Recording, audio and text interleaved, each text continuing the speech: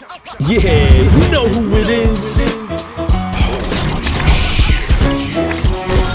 If you don't, it's your boy Shake. So what up, 2K fans? You know who it is.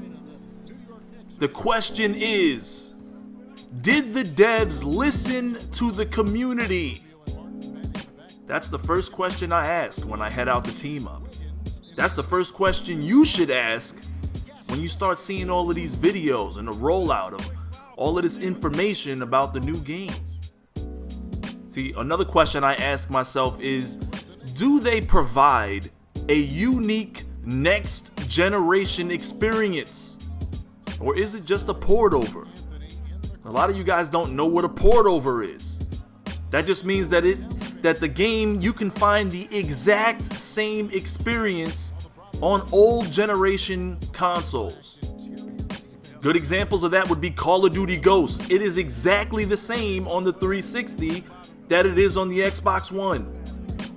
Madden 25, pretty much exactly the same as it was on the old generation PS3, Xbox 360 as it was on the PS4 and Xbox One. Destiny is the exact same experience on the PS3 that it is on the PS4. Other games too, like Titanfall. It's not a next-gen experience. Some of these games were in development way before the PS4 even came out. So obviously they were making the game for the old-gen consoles. Oh, that's where our fan base is. But what am I getting for my next-generation dollars? What am I getting for my next-gen experience? I don't want to see, some people say graphics versus next-gen-ish. You have to know what next-gen-ish is. They can take old games and they can enhance them. Games like Tomb Raider or The Last of Us.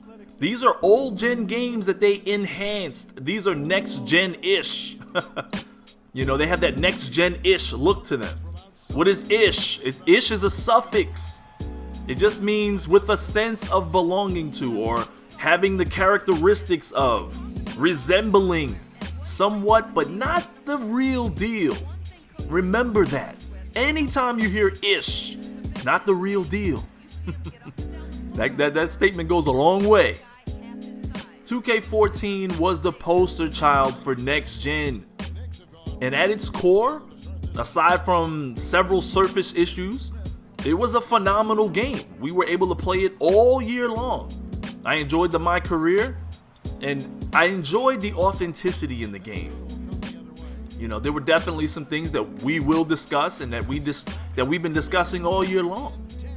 You know, but if you saw my top 5 things I don't want to see in NBA 2K15 or my BS TV clips, you know that there was a tremendous list of issues that had to be addressed in NBA 2K14 or moving forward for NBA 2K15. In the wake of all those problems and issues, I made a list, and it was comprised of your concerns, the concerns of the community. You guys, I challenged you guys to send me voice recordings and videos. Only a few of you guys did it. That's the reason why I didn't do the whole series, If I Could Talk to a Dev. I was gonna do a whole series dedicated to you guys sending me voice messages or voice videos or vlogs, you know, where you're saying the issues that you don't like in the game and you explain it properly. Sometimes typing it out is real difficult when you can just speak about it or show it, and I can put it in one of my videos and then ship it over to the devs. It seems to get better results. In a lot of ways, the way you speak and present yourself can be a lot better than the way you type and the way you try to explain it that way. That's the reason why YouTube became so popular with video games, because then we could show proof of the issues. For the longest, companies like EA Sports ignored the community because there was really no proof, but all of a sudden when the community band together and started posting videos on YouTube, then they started seeing the proof, and those videos were getting thousands of views, and eventually it shortened their pockets. When I arrived at Team Up, this year, the Team Up event is basically an opportunity for gamers like myself, guys that are somewhat community driven. It's an opportunity for us to play the game early, you know, to test out a few things and also get some questions answered. And usually the first approach that you see from the devs and from the marketing team is to address some of the questions that we have been asking, or some of the questions that the problems that we've been talking about all year. You immediately see Chris Manning saying, hey, remember this from last year? Well, now you can do this. We fixed this and we addressed that.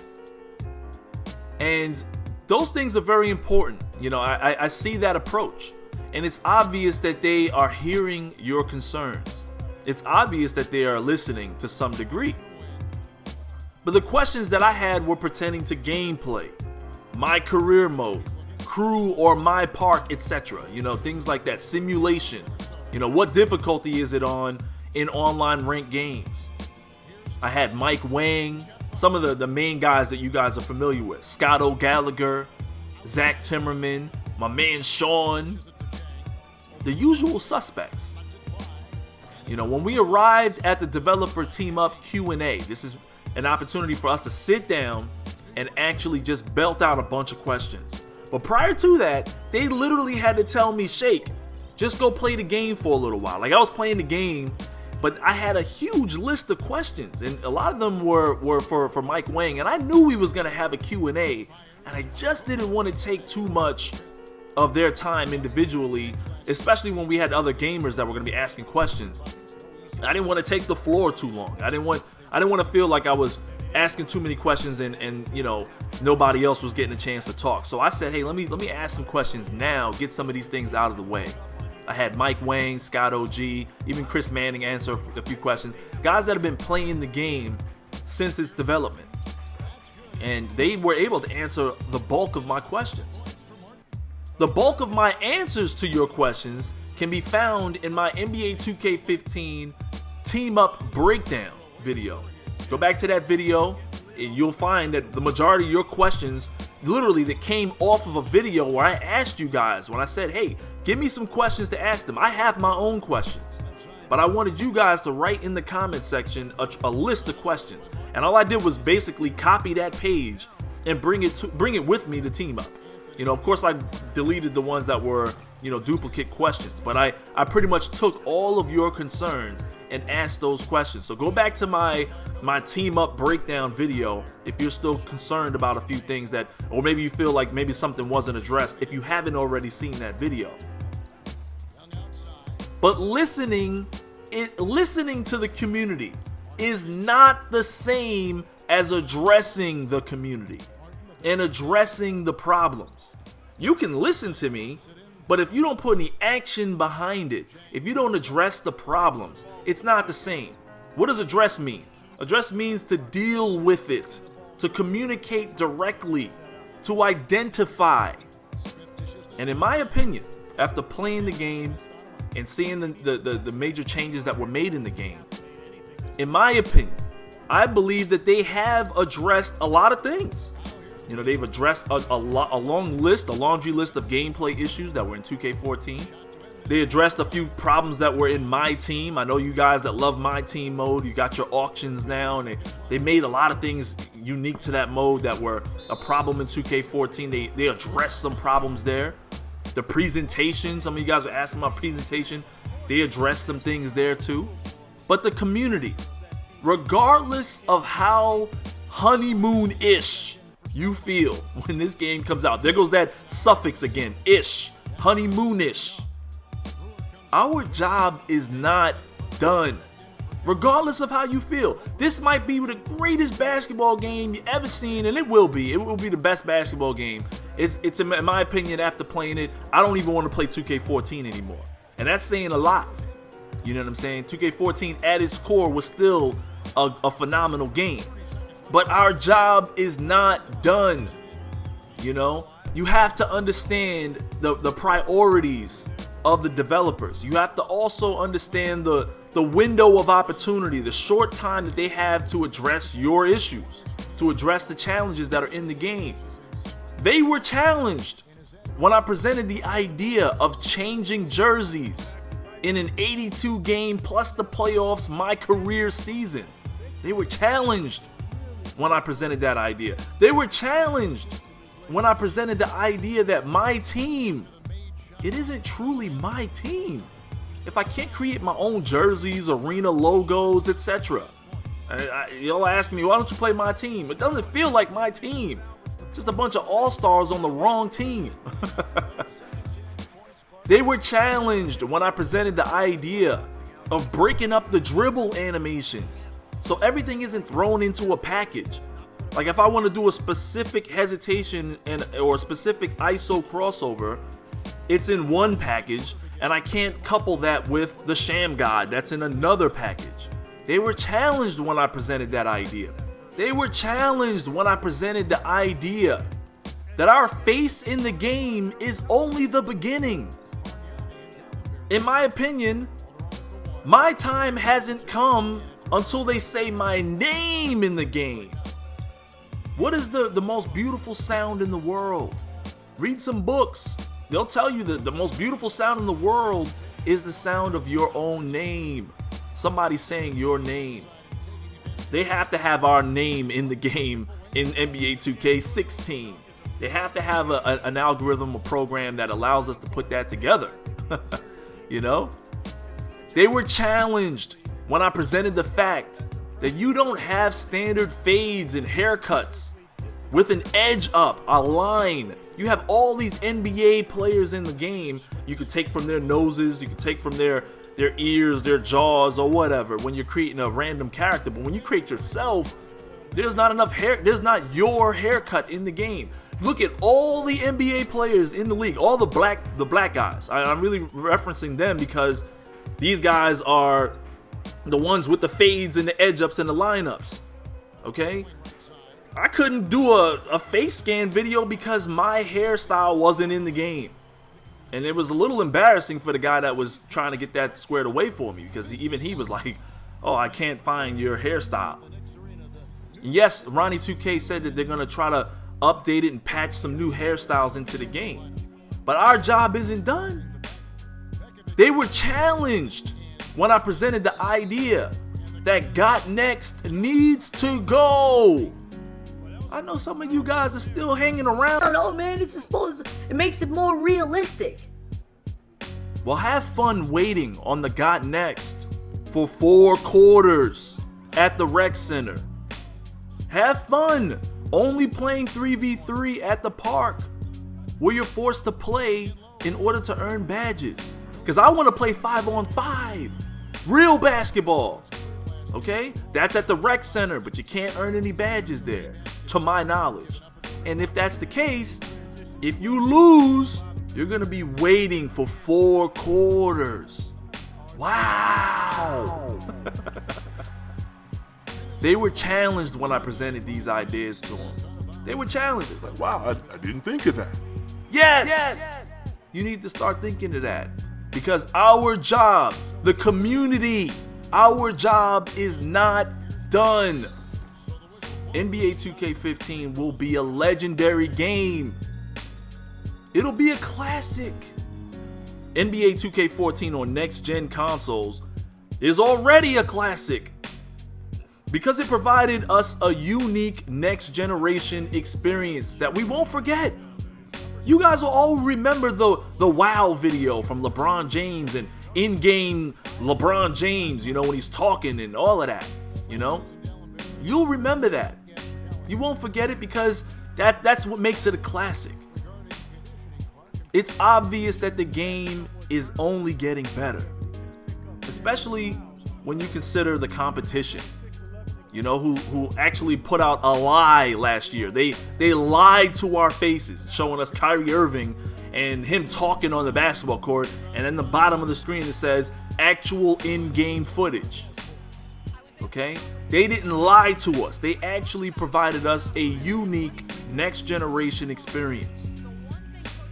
But when you look at the dev team and you don't see yourself represented in their efforts, then your job is not done.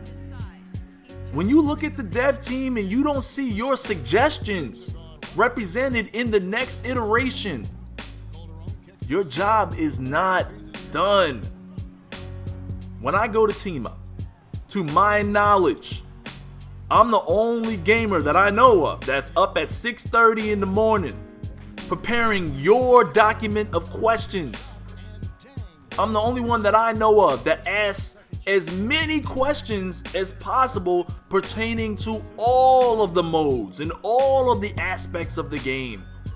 I'm not there generalized for one specific reason. I'm just here for my career. I'm just here for this mode. No. I'm here for simulation, gameplay, presentation, multiplayer. I'm here for the facets that people are gonna be playing the most. And not just that, I'm there for you guys as a community leader in this genre. This is what my whole goal and opportunity is to get your questions answered, because your concerns are my concerns. We share the same frustration and anguish when we play this game all year long. Guess what? The devs don't have to play NBA 2K14 or whatever game they put out all year long. They get to play newer versions of the broken game that you're playing, so they don't suffer the way that I did for 1,500 games on the park.